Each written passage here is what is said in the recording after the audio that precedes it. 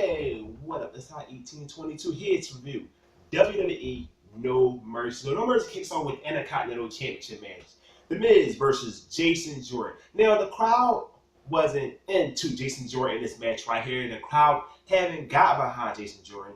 The Jason Jordan and Kurt Angle storyline hasn't done anything for Jason Jordan. They're not showing things like Jason Jordan and Kurt Angle catching up with each other. I like to see stuff like that, show a personality of Jason Jordan being around Kurt Angle, but no, we are not getting it. We are not getting Jason Jordan being copy. The Kurt Angle is a father. He's just another vanilla babyface who can wrestle.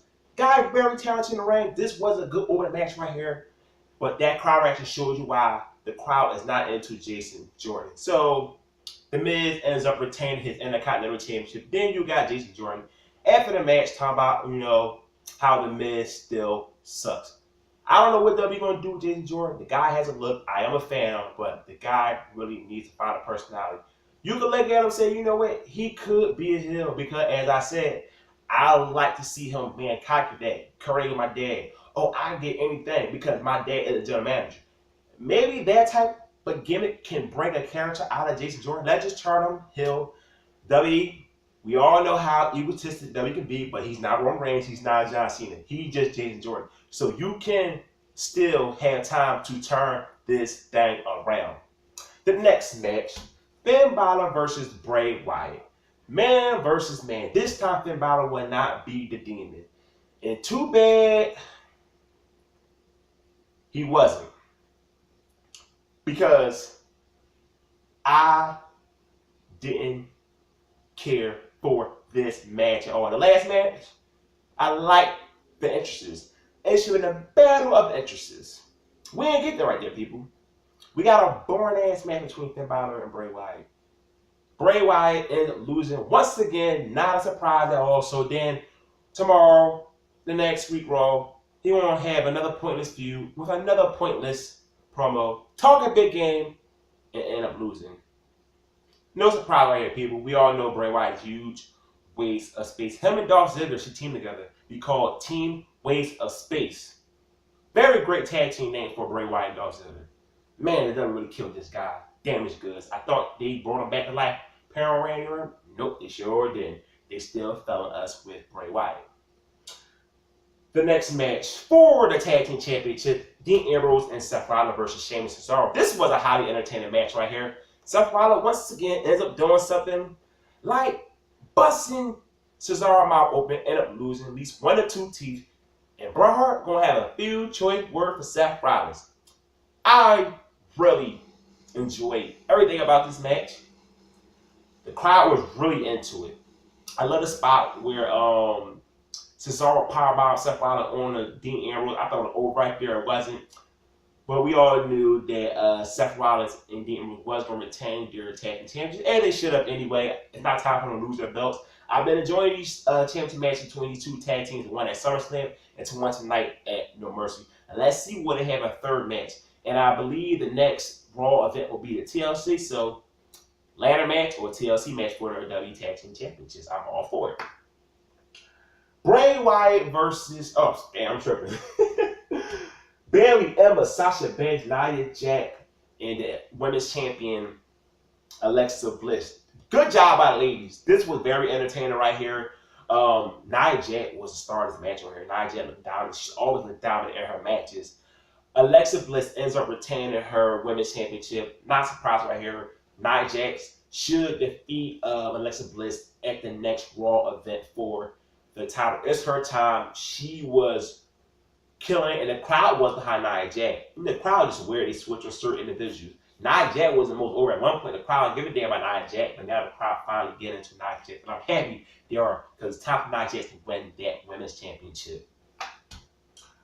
John Cena versus Roman Reigns, a WrestleMania worthy match, a dream match. Now, this match was good.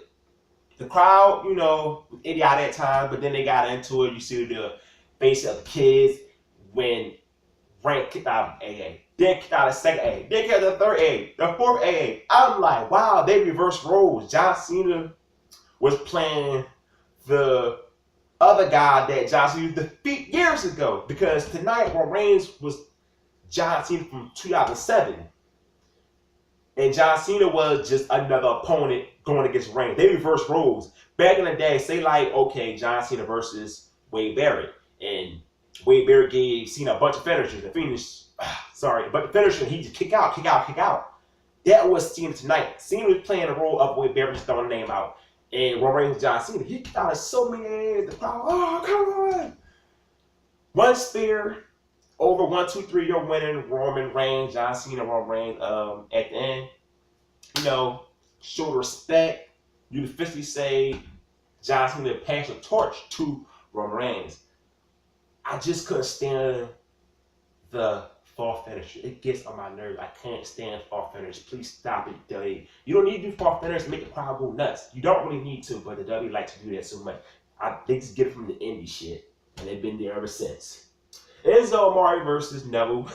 What a way to bury the division. Enzo is your new Cruiserweight Championship, Eddie Guerrero fashion, threw the belt. He didn't throw the belt. It was Eddie Guerrero fashion though. I mean, he say throw the belt. He had the belt, and the referee took the belt from him. So then he kicks Neville in the nuts, rolls him up for 1, 2, 3. Enzo is a champion. The division been a failure since day one, so it's not a surprise. They will put the belt on a guy like Enzo, who is not the best in the ring, but he is over. He will merge, so he does something for the company. Unlike a lot of guys who just good wrestlers can't do nothing else. Brock Lesnar versus Braun Strowman for the Universal Championship. This match was disappointing right here. Flat finish, 1 F5 still. Your world. Damn, I'm messing up so much. Give me some water. Ooh. Still your Universal Champion, Brock Lesnar. Braun Strowman time will come.